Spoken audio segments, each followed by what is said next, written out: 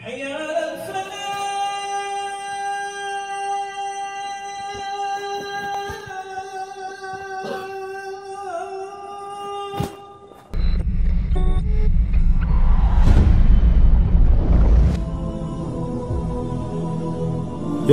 നാം ഇവിടെ ചെയ്തു കൂട്ടുന്നത്? എവിടേക്കാണ് നാം പോകുന്നത്? ഉറക്കത്തിൽ നിന്ന് എഴുന്നേറ്റാൽ ഓരോരോ ലക്ഷ്യങ്ങളിലേക്ക് നാം പോകുന്നു. എന്തിനു വേണ്ടി എന്നൊന്നും ഒരിക്കൽ പോലും നമ്മുടെ മനസ്സിൽ ചോദ്യങ്ങൾ ഉയരുന്നില്ല. ചണ്ടിയെപ്പോലെ ഒഴുക്കിനൊത്ത് പോയിക്കൊണ്ടിരിക്കുകയാണ്. പണം പണം, അതിനു വേണ്ടിയാണ് നമ്മുടെ ഈ നെട്ടോട്ടം. കിട്ടിയ പൈസയിൽ നിന്ന് അല്പം പോലും നഷ്ടപ്പെടാതിരിക്കാൻ എന്തുമാത്രം ജാഗ്രതയാണ് നമുക്ക്. ചാനലുകളിലും മറ്റും കാണുന്ന പാട്ടും ഫാഷനും ഒക്കെയാണ് നമ്മുടെ ഇഷ്ടങ്ങൾ. ഇതാണോ ഈ ലോകത്ത് നമുക്ക് ചെയ്യാനുള്ളത്? ഇങ്ങനെയാണോ ജീവിതം മുന്നോട്ട് പോകേണ്ടത്? ടെൻഷനും സമ്മർദ്ദവും കൂടുന്നത് മദ്യം കുടിച്ചാൽ ഇല്ലാതാകുമെന്നാണ് ആളുകളുടെ ധാരണ. ചിലരാകട്ടെ എപ്പോഴും പാട്ട് കേട്ട് ആസ്വദിച്ചുകൊണ്ടിരിക്കുന്നു. മദ്യവും മയക്കുമരുന്നും സെക്സും റോക്കും ജീവിതത്തിന് ആനന്ദലഹരി നൽകുമെന്നാണ് പലരും വിചാരിക്കുന്നത്. ഇതാണോ ജീവിതം? ചില കാര്യങ്ങൾ നാം അറിയേണ്ടതുണ്ട്. അല്ല, നമ്മുടെ ആയുസ് അനന്തമായി നീട്ടിക്കിട്ടാൻ എന്തെങ്കിലും വഴി കണ്ടെത്തിയിട്ടുണ്ടോ? അറിയാമോ, നാം മരിക്കുമ്പോൾ പാടുപെട്ട് സമ്പാദിച്ചുണ്ടാക്കിയ വീടും സ്വത്തും മറ്റുള്ളവരല്ലേ സ്വന്തമാക്കി ആസ്വദിക്കുന്നത്? കുഴിമാടത്തിൽ അടക്കം ചെയ്യപ്പെടും മുമ്പ് ചില സംഗതികൾ അറിഞ്ഞിരിക്കുന്നത് നല്ലതാണ്. മരണമെത്തിയാൽ ഇതുവരെ ചെയ്തു കൂട്ടിയ തെമ്മാടിത്തരങ്ങളും കുറ്റങ്ങളും തിരുത്തി നല്ല മനുഷ്യനായി ജീവിക്കാമെന്ന ആഗ്രഹം നടക്കില്ലെന്നറിഞ്ഞോളൂ. ഇത് ജീവിതത്തിലെ നിർണായക ചോദ്യമാണ്. ഇതിന് ഇവിടെ നിന്ന് ഇപ്പോൾ തന്നെ ഉത്തരം കണ്ടെത്താനുള്ള ശ്രമമാണ്. എന്താണ് നാം ഇവിടെ ചെയ്തുകൊണ്ടിരിക്കുന്നത്? ജീവിതത്തിന്റെ ലക്ഷ്യം എന്താണ്? ഇവിടെ എങ്ങനെയാണ് നാം എത്തിച്ചേർന്നത്? ഇത്ര പെർഫെക്റ്റായി നമ്മെ സൃഷ്ടിച്ചതാരാണ്? മരിച്ചു കഴിഞ്ഞാൽ ഈ ശരീരത്തിന് എന്താണ് സംഭവിക്കുന്നത്? ഈ ലോകത്ത് തന്നെ മറ്റൊരു ജീവിതം കൂടി സാധ്യമാകും? ഈ ചോദ്യങ്ങൾക്കൊന്നും നമുക്ക് മറുപടിയില്ല. കാരണം ഇതിന്റെ ഉത്തരം അന്വേഷിച്ച് തല ഉണ്ടാക്കേണ്ട കാര്യമില്ലെന്നാണ് നമ്മുടെ വിചാരം. പ്രകൃതിയിൽ ഇങ്ങനെ ഓരോന്നും ഉണ്ടാകുന്നു, അതുപോലെ നമ്മളും. ഇതെല്ലാം സ്വാഭാവികമല്ലേ? ഇങ്ങനെയൊക്കെയാണ് നിങ്ങൾ കരുതുന്നതെങ്കിൽ ഞാൻ ചോദിച്ചോട്ടെ, താങ്കൾ തനിയെ ഉണ്ടായതാണ്? അതല്ല യാതൊരുവിധ ന്യൂനതകളുമില്ലാതെ മറ്റെവിടെയും കാണാത്ത വിധം പരിപൂർണമായ ഘടനയിൽ നിങ്ങളെ സൃഷ്ടിച്ചതിനു പിന്നിൽ ഒരു അഭൗതിക ശക്തിയുണ്ടോ? അറിയാമോ, ഏറ്റവും ഉന്നതമായ നിർമ്മാണ കലയുടെ ജീവരൂപമാണ് താങ്കൾ. മനുഷ്യ സൃഷ്ടിപ്പിലുള്ള സവിശേഷമായ ബുദ്ധി വൈഭവം തന്നെ മതി അത് മനസ്സിലാക്കാൻ. നോക്കൂ, മനുഷ്യന്റെ കണ്ണിനകത്തുള്ള ടെക്നോളജിയോട് തുലനം ചെയ്യാൻ കഴിയുന്ന ക്യാമറ ഈ ലോകത്തില്ല. തലച്ചോറിനോളം പോകുന്ന ഒരു കമ്പ്യൂട്ടറും ഈ ഭൂമുഖത്തില്ല. ഇത്രയും തികവാർന്ന അവയവങ്ങളുണ്ടായിട്ടും ലോകത്തുള്ള മനുഷ്യർ ഒന്നിച്ചു പരിശ്രമിച്ചിട്ട് നിസ്സാരമായ ഈച്ചയെങ്കിലും സൃഷ്ടിക്കാനായോ? നാം ഒന്നുമില്ലായ്മയിൽ നിന്ന് സൃഷ്ടിക്കപ്പെട്ടവരല്ല എന്ന് നമ്മെ ബോധ്യപ്പെടുത്തുന്ന എത്രയെത്ര സംഗതികളാണ് നമുക്ക് മുന്നിലുള്ളത്. എന്നിട്ട് അതെല്ലാം യാതൊരു കൂസലുമില്ലാതെ നിഷേധിച്ചു തള്ളുകയാണ് നാം. 0 + 0 = 1 എന്ന് നമുക്ക് ഒരിക്കലും ഉത്തരം കിട്ടുകയില്ല. 0 + 0 = 0 എന്നേ ഉത്തരം ലഭിക്കൂ. 1 എന്ന ഉത്തരം ലഭിക്കില്ല. അപ്പോ പിന്നെ പ്രപഞ്ചത്തിലെ ഈ ആസൂത്രണ മികവിന്റെ പ്രകടഭാവങ്ങൾ എവിടെ നിന്ന് വന്നു?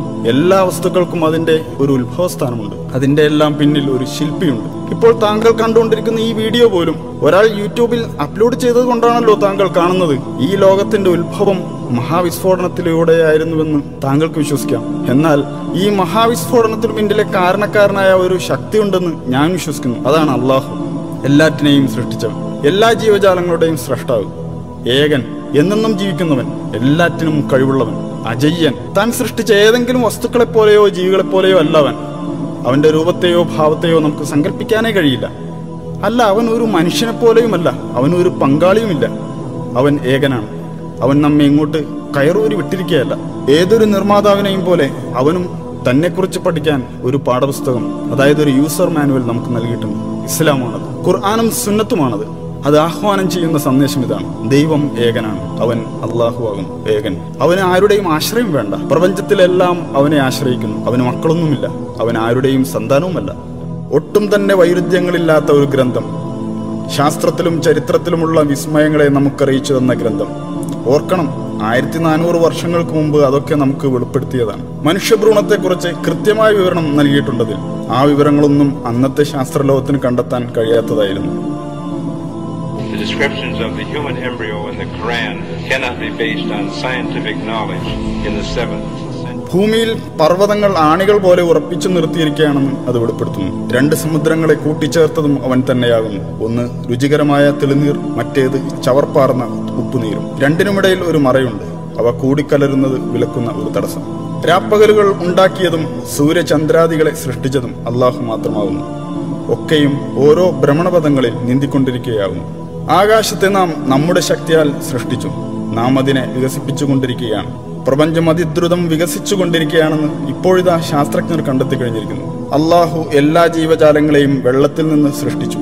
അവയിൽ ഉദരത്തിന്മേൽ ഇഴയുന്നവയുണ്ട്, ഇരുകാലിൽ നടക്കുന്നവയുണ്ട്, നാലുകാലിൽ ചരിക്കുന്നവയുമുണ്ട്. അള്ളാഹു അവൻ ഇച്ഛിക്കുന്നത് സൃഷ്ടിക്കുന്നു. അവൻ എല്ലാ കാര്യത്തിനും കഴിവുറ്റവനാണ്. ഫറോവയുടെ ജഡം എല്ലാ കാലത്തേക്കുമുള്ളവർക്ക് ദൃഷ്ടാന്തമായി ഇന്നും നമ്മുടെ മുന്നിലുണ്ട്. ഇന്ന് നിന്റെ ജഡം മാത്രം നാം രക്ഷപ്പെടുത്തും, പിൻതലമുറകൾക്ക് ഒരു ദൃഷ്ടാന്തമാകേണ്ടതിന്.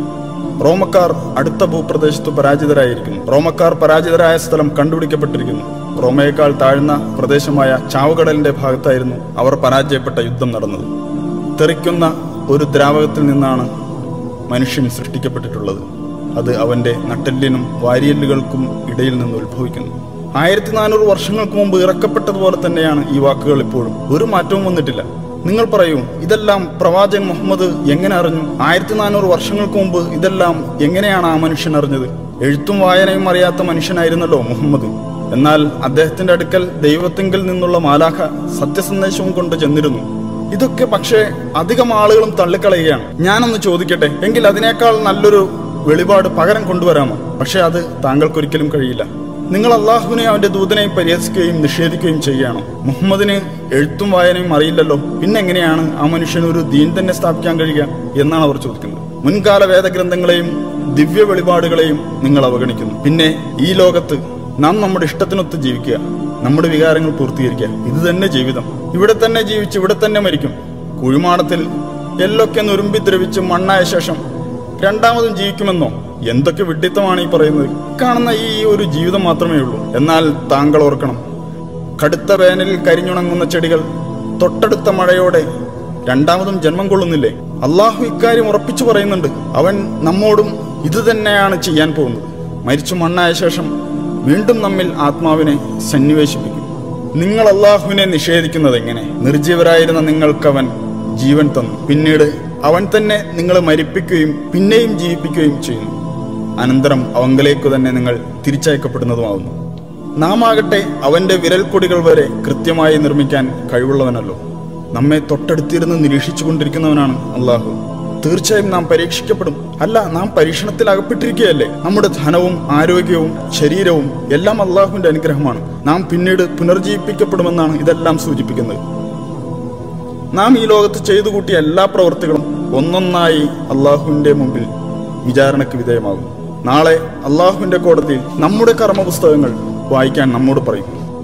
നീ വായിക്കൂ, വായിച്ചോളൂ എന്നിങ്ങനെ കൽപ്പനയുണ്ടാകും. ചെറുതും വലുതുമായ നല്ലതും ചീത്തയുമായ എല്ലാ കാര്യങ്ങളും അതിലുണ്ടാകും. പുനരുത്ഥാന നാളിൽ നാം അവനു വേണ്ടി ഒരു രേഖ പുറപ്പെടുവിക്കും. അത് ഒരു തുറന്ന പുസ്തകം പോലെ അവൻ കാണും.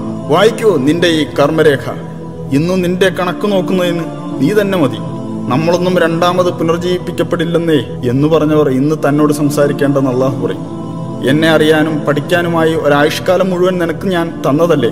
പക്ഷേ അന്ന് നീ വ്യർത്ഥമായ നശ്വരമായ കാര്യങ്ങൾക്ക് പിന്നാലെ കൂടി അവസരം തുലച്ചു കളഞ്ഞതല്ലേ? അതുകൊണ്ട് നീ ചെയ്തത് നീ തന്നെ അങ്ങ് വായിച്ചോ. അന്നാളിൽ സത്യം അംഗീകരിച്ച് ജീവിച്ചവരെ അള്ളാഹു സന്തോഷ വാർത്ത അറിയിക്കും. എന്നാൽ നീ വിശ്വസിച്ചില്ലെങ്കിൽ നീ നിന്റെ പ്രവർത്തനങ്ങളുടെ റെക്കോർഡ് വായിച്ചോളൂ. അതുകൊണ്ട് ആ നാളിനെ യാഥാർത്ഥ്യം മനസ്സിലാക്കാനുള്ള അവസരമായി തെറ്റിദ്ധരിക്കരുതേ. താങ്കൾ വായിക്കൂ താങ്കളുടെ കർമ്മപുസ്തകം.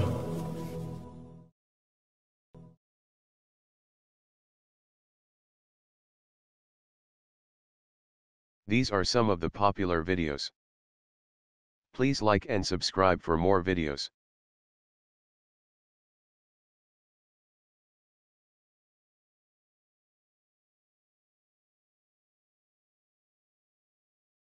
Thank you for watching.